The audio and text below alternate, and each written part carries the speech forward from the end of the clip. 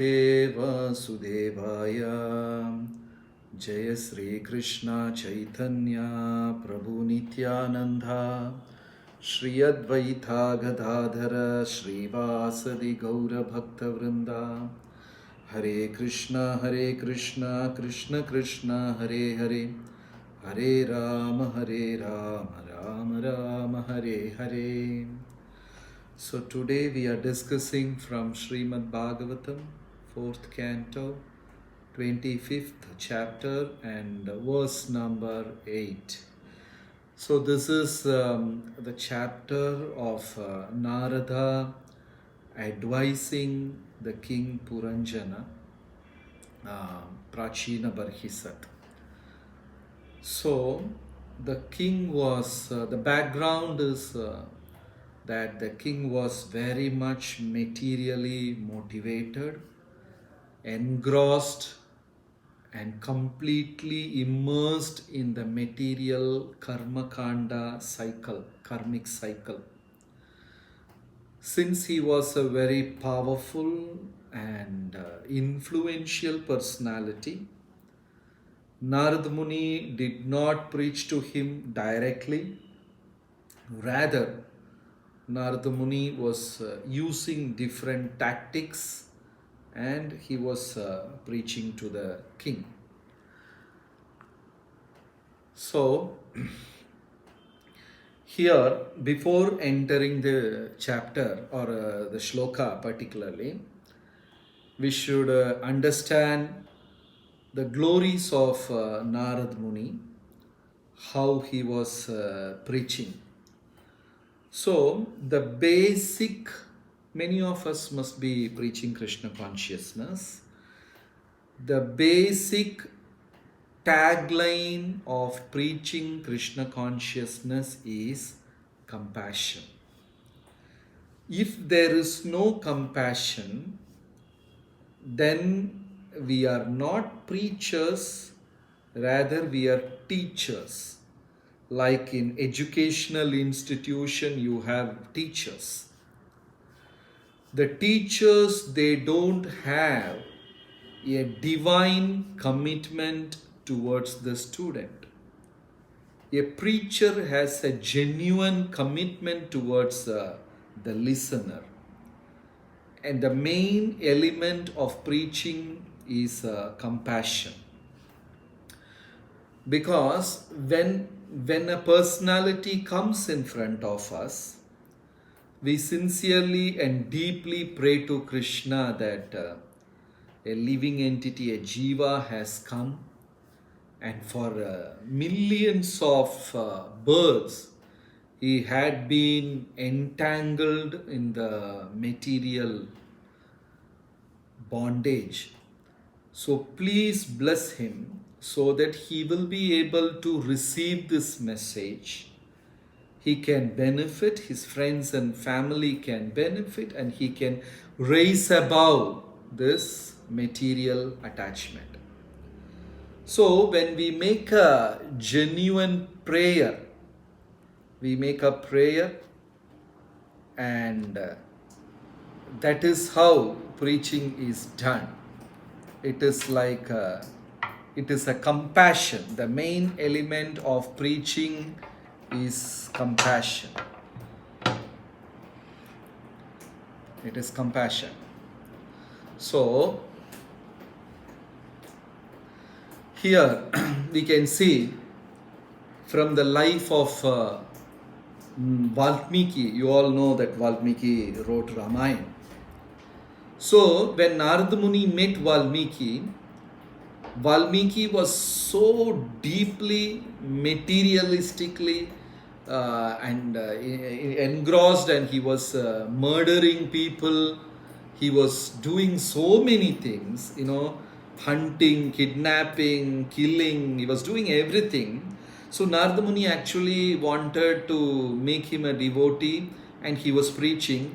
And when Narada Muni preached Rama, he could not chant that two words, Ra and Ma. He could not chant that two words. So Narada Muni did such a great thing by changing the name from Rama to Mara. And the hunters started chanting Mara, Mara, Mara, and it became Rama. We all know that. But then, you see, if you take this incident separately, it is a very big offense to chant God's name in reverse. It is a very big offense, and I am sure no great acharya or personality will take the courage to do that. Chanting the name in reverse. Imagine, like, we are also going and chanting, instead of Krishna, we chant Narsk, Narsk, something like that. That is not right. It is a big offense to do that. So Narad Muni took the sin of changing the holy name for the sake of preaching. And he preached and converted Ratnakar, the hunter, into a great saint, and he wrote Ramayana. To such an extent, he became the spiritual master of Rama's children.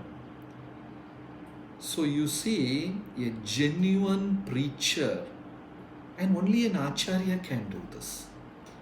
No normal personality cannot. We cannot go and change the mantras and prayers and all kinds of things for the sake of preaching. We can't do that. If we do, it will become a sheer offense.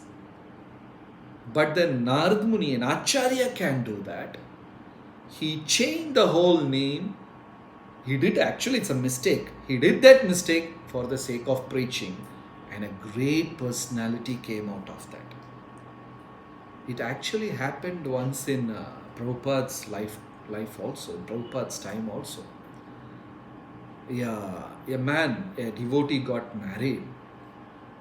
And somehow the marriage was not going okay, not smooth, not perfect. So the devotee went to Prabhupada, and couple of times he said, I want to divorce my wife. I don't want to continue this life. I want to divorce her. He approached Prabhupada couple of times, and once Prabhupada said, okay, you can do that. And that became a talk. Discussions were going on in centers, and devotees were discussing, and they were saying, like, Prabhupada agreed for a divorce. Actually, Prabhupada has written against it in the scriptures. In the books, Prabhupada has said it is not right. If you do that, there is a small amount of sin the couple has to go through. And Prabhupada has said all these things in books, and when he gave permission, it became a talk, and everybody is talking, and the news escalated even to the senior level, and the senior devotees were discussing, and many times they went and asked Prabhupada, why did you say so? And Prabhupada kept quiet. He did not answer anything. Then it came to a GBC level, and one of the main GBC, he went and asked Prabhupada, you have said this, and there is a commotion, and devotees are talking about it, and they're discussing, and many are committing offense, and some people are very happy that you gave permission. They were also waiting for it. So why you said so? Can you give an explanation? Then Prabhupada became very grave. Suddenly he became very silent. Then Prabhupada said, even if I say no, this particular devotee will divorce.